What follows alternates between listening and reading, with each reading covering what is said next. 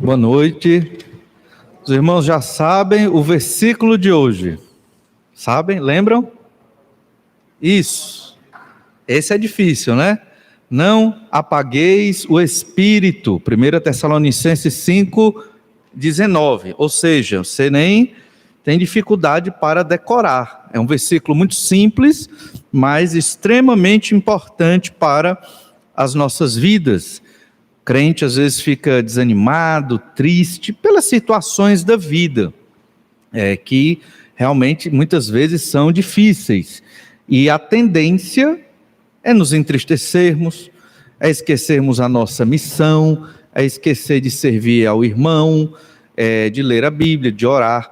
Então, quando nós apagamos o espírito, significa essa expressão que Paulo usa em Efésios 4:30, não entristeçais o espírito. Depois a gente vai para esse texto em outro momento, mas é algo muito semelhante. E a ideia de você apagar o espírito é que o espírito é uma chama que está queimando numa floresta, é um grande incêndio e você apagou.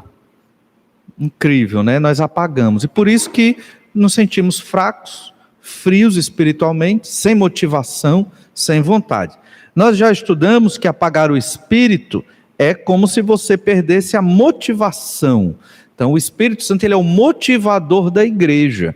Então, a ideia de ser o consolador significa não somente que ele consola, mas também que ele motiva, ele nos anima, ele nos impulsiona.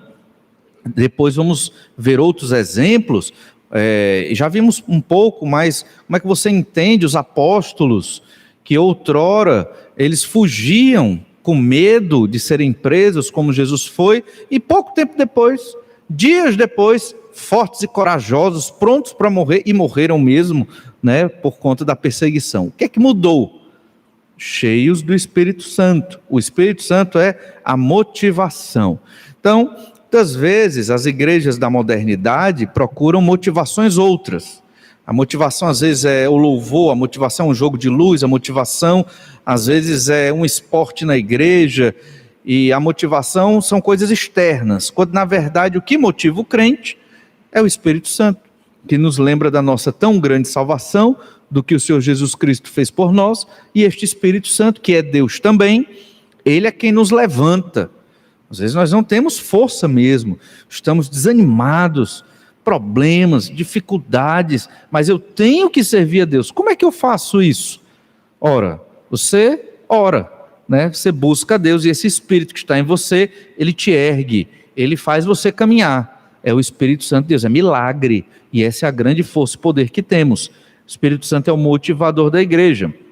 Vimos também a ideia de que o Espírito Santo nos convence do pecado, em outra quarta-feira, porque somos pecadores, podemos muitas vezes estar pecando e nem perceber os pecados que estamos cometendo, mas se você ouve a voz do Espírito, se você lendo a palavra em oração, percebe que o Espírito diz a você, não audivelmente, mas nós sabemos o que é aquela voz que nos fala na mente, de onde estamos errando, de onde estamos falhando, à luz do que já lemos na Bíblia. Então o Espírito Santo vai nos convencendo e mostrando os nossos erros. Mas você pode decidir, não quero ouvir o Espírito.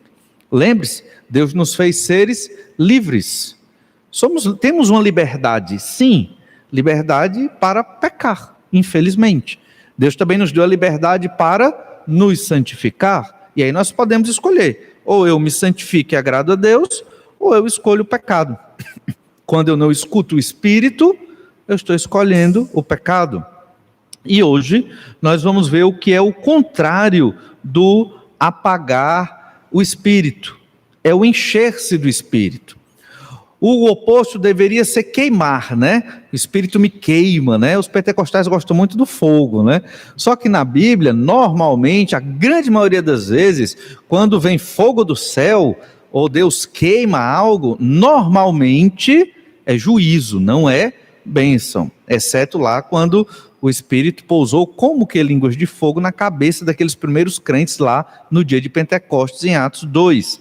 Mas o contrário de você apagar o Espírito na sua vida é você encher-se do Espírito Santo. A figura muda. em vez de ser uma floresta pegando fogo, se torna um recipiente sendo enchido.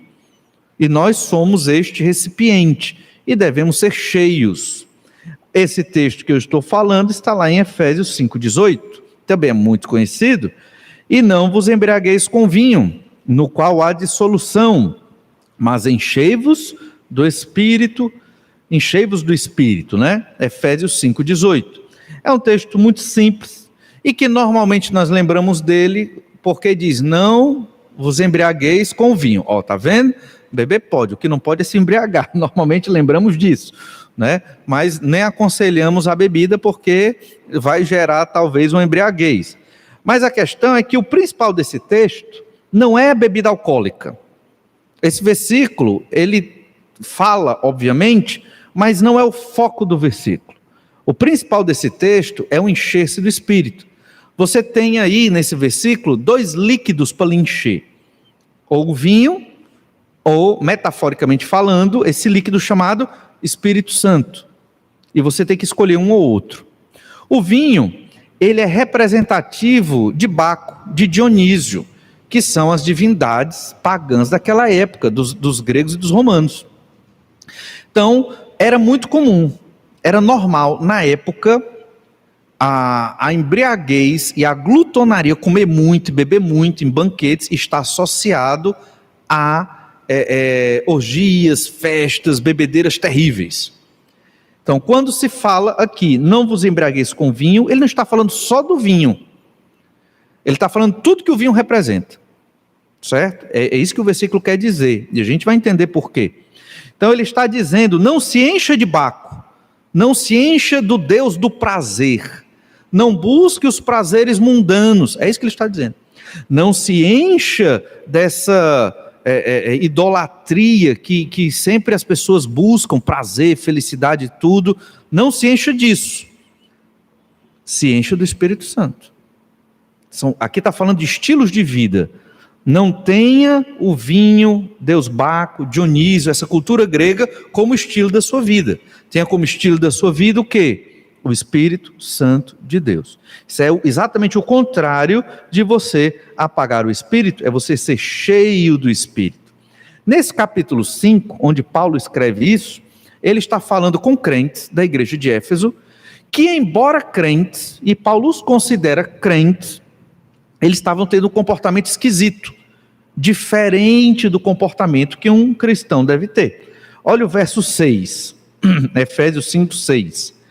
Ninguém vos engane com palavras vãs, porque por essas coisas vem a ira de Deus sobre os filhos da desobediência. Portanto, não sejais participantes com eles. Eles quem? Os filhos da desobediência. Verso 8. Pois outrora erais trevas, vocês eram trevas, porém agora sois luz no Senhor. Então vocês não são mais trevas, vocês são luz, vocês são crentes. Logo, andai como filhos da luz. Então eram crentes que estavam andando nas trevas, eram crentes que estavam adorando a Baco, né, seguindo aquele estilo de vida de pecado. Por quê? Porque apagaram o Espírito. E então Paulo diz, enchei-vos do Espírito, não vos embriagueis com vinho, não segui os filhos das trevas. É isso que Paulo está dizendo. Verso 9, porque o fruto da luz consiste em toda bondade, justiça e verdade, provando sempre o que é agradável ao Senhor. Não sejais cúmplices nas obras infrutíferas das trevas, antes, porém, reprovai-as. Então, os crentes da igreja de Éfeso, eles estavam com esse problema. Eles estavam se assemelhando aos filhos das trevas, voltando ao velho homem que vivia nas trevas. Por quê? Se eram crentes, apagaram o Espírito. Então o texto nos dá a entender que existem crentes que vivem assim. Se são crentes ou não sei, Deus vai julgar. Mas se professaram a fé, estão na igreja, estão vivendo nas trevas, eles apagaram o Espírito e eles têm que reacender esse Espírito. Tem que ser cheios do Espírito Santo. Por isso que Paulo fala aquilo no verso 18, enchei-vos do Espírito. Vede que os que são controlados pelos pecados e não pelo Espírito Santo, eles vivem na inércia espiritual. Quem não é controlado pelo Espírito Santo e é controlado pelos seus próprios pecados, ele não progride, ele não avança, entende? E o que é progredir? O que é avançar? É conhecer Deus, é conhecer a palavra, é pregar o evangelho, é fazer discípulos, é estar envolvido, é estar animado com as coisas de Deus, é se reconhecer parte do reino. Eu sou parte desta obra, né? E eu tenho um papel nesta obra. Não estou falando de cargos na igreja, estou falando de eu ser um crente que proclama a verdade do Senhor, um crente que adora a Deus, um crente vibrante, animado, alegre. Rapaz, você se converteu quando? Semana passada? Disse, não, há 20, 30 anos eu sou crente, mas você é tão animado, né? Por quê? Porque geralmente, às vezes, o crente vai vendo as coisas na igreja, né? Às vezes se decepciona, né? Ou é com o pastor, ou é com alguém, aí fica desanimado.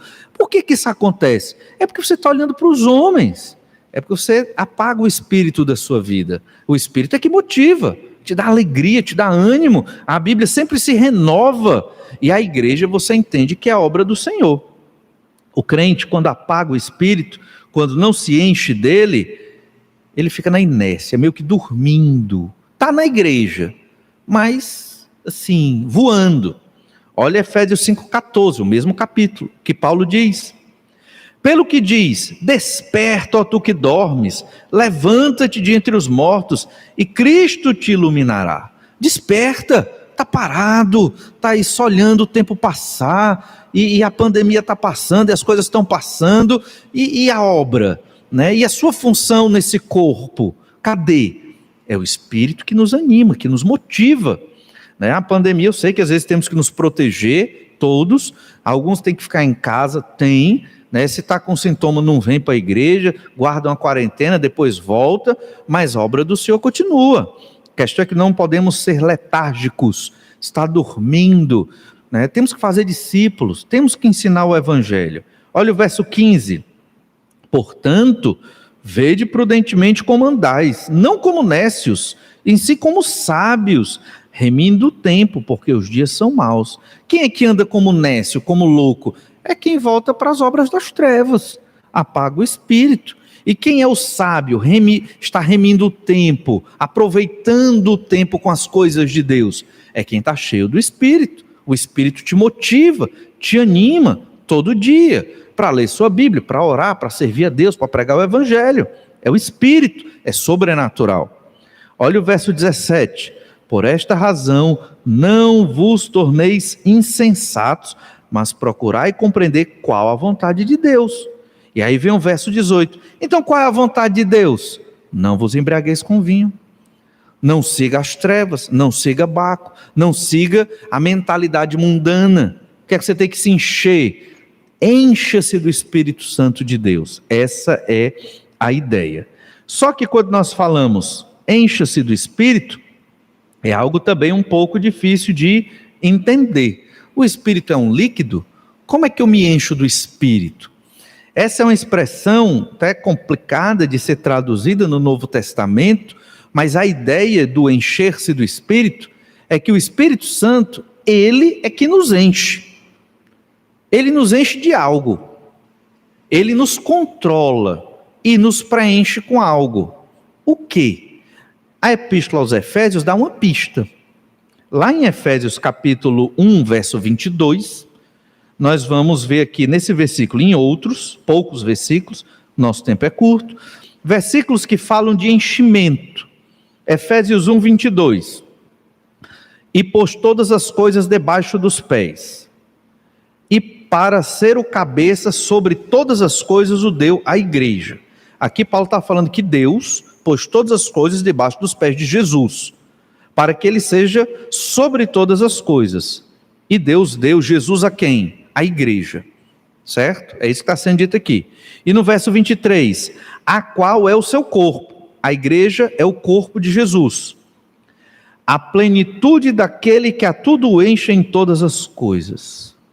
Então, a igreja é o corpo de Jesus. E na igreja aqui, que é o corpo de Cristo, nós temos a plenitude. O que é a plenitude? Plenitude é outra expressão muito importante nessa epístola, é algo cheio, transbordante, pleno. Na igreja existe a plenitude. De quê? Daquele que a tudo enche. Quem é que enche tudo? É Deus. Deus enche tudo e todas as coisas. Não quer dizer que Deus é todas as coisas, mas quer dizer que o poder de Deus, a sabedoria de Deus, nós observamos em tudo, e Deus administra tudo e preenche tudo e enche tudo.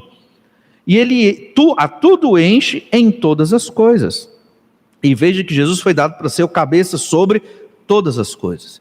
Então, observe que Deus deu Jesus à igreja, a igreja é o corpo de Cristo. Na igreja existe esse enchimento de Deus.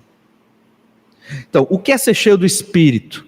O Espírito nos enche de Deus, de características que estão ligadas a Deus, do poder de Deus, da verdade de Deus, entende? É um relacionamento muito íntimo com Deus. E quem faz isso é o Espírito Santo. É por isso que o crente chega ao ponto de que quando ele é perseguido, ele está pronto para entregar a sua vida. Se for para a glória de Deus, Senhor, estou aqui. Como os apóstolos fizeram, que eram medrosos e depois se tornaram extremamente corajosos. Temos que fazer essa escolha: ou apagamos o Espírito, ou permitimos que esse Espírito Santo nos encha de Deus, que a tudo enche. Lá em Efésios capítulo 3, verso 18, novamente, nós observamos essa plenitude, esse enchimento de Deus. Olha Efésios 3, 18. A fim de poderdes compreender com todos os santos, falando aqui para a igreja, né? Todos nós vamos compreender com todos os santos qual é a largura e o comprimento e a altura e a profundidade, e conhecer o amor de Cristo, que excede todo o entendimento. Então veja bem, nós vamos compreender com toda a igreja as dimensões do amor de Cristo, que excede o entendimento. Realmente não dá para entender, né? Um ser infinito, Deus na eternidade, se encarna aqui na terra, no caso Jesus, a segunda pessoa da Trindade, para morrer, ser humilhado, maltratado, e não ganha nada com isso, né? Somente para fazer a vontade de Deus, o Pai, e na Trindade cumprir o plano do Senhor, por amor a nós, um amor completamente desinteressado, porque a gente não tem o que dar mesmo. Quer dizer, não dá para entender. Esse amor excede todo o entendimento. E também, para que sejais tomados de toda a plenitude de Deus. Ser tomados pelo enchimento. Deus na nossa vida. Ser cheio do Espírito Santo faz isso. Vamos ter esse tipo de amor de Cristo. É o Espírito Santo que nos enche de Deus e desse tipo de amor que não é humano. É um amor que não é humano. É um amor que vem do Senhor. É milagre também. Mas, novamente, plenitude de Deus. Então, nós temos que ser plenos em Deus, cheios de Deus. E o capítulo 4, verso 10, diz assim, Efésios 4:10, aquele que desceu é também, o mesmo que subiu acima de todos os céus. Falando de Jesus, né? Falando de Jesus, ele desceu, fez-se carne, morreu na cruz e subiu, né? Para encher todas as coisas. Encher todas as coisas. Encher de quê? Como nós já lemos, de Deus, da plenitude de Deus. Aqui é uma referência ao universo. No futuro, a própria criação vai ser também plena em Deus. Em que sentido? Não vai ter mais pecado, não vai ter mais uma criação corrompida pelo pecado. Encher todas as coisas. E o verso 13, Efésios 4:13. Até que todos cheguemos à unidade da fé. Todos tenhamos o mesmo nível de fé, né? Tamanho de fé. E do pleno conhecimento do Filho de Deus. Cheios desse conhecimento. A perfeita varonilidade, à medida da estatura da plenitude de Cristo. Isso aqui é o que nós devemos ter, se nós buscarmos o Senhor. Vamos ter a estatura dessa plenitude de ser cheios de Cristo. Estaremos completamente cheios do Senhor Jesus Cristo. O que é ser cheio do Espírito? É quando o Espírito Santo de Deus, terceira pessoa da Trindade, nos enche de Deus, do Senhor Jesus Cristo, daquilo que é Deus, do que Deus faz, gosta e age. Uma pessoa cheia do Espírito, ela gosta de estar na igreja. Alguns crentes, como o pastor Jaime testemunhou, né, da sua avó, ela gostava de estar na igreja, era muito bom, era difícil. Eu sei que para alguns crentes é difícil estar na igreja, eu sei disso, e eles estão sofrendo. Outros estão passando bem, mas para alguns é mais difícil. Então você começa a entender, estou cheio do Espírito Santo, é quando eu penso o que Deus quer que eu pense, eu gosto do que Deus gosta, eu conheço o Senhor, não plenamente, mas eu conheço bem, eu quero conhecer melhor. Então nós começamos a viver uma vida que agrada a Deus, uma vida que Deus gosta que nós tenhamos. Isso é ser cheio do Espírito Santo, é uma ação em que o Espírito nos enche de Deus para sermos a semelhança do Senhor Jesus Cristo. É o contrário de apagar o Espírito. Apagar o Espírito é quando o Espírito está aí, na sua vida, pronto para lhe encher, e você diz, não, peraí Espírito, eu ainda quero pecar um pouquinho aqui.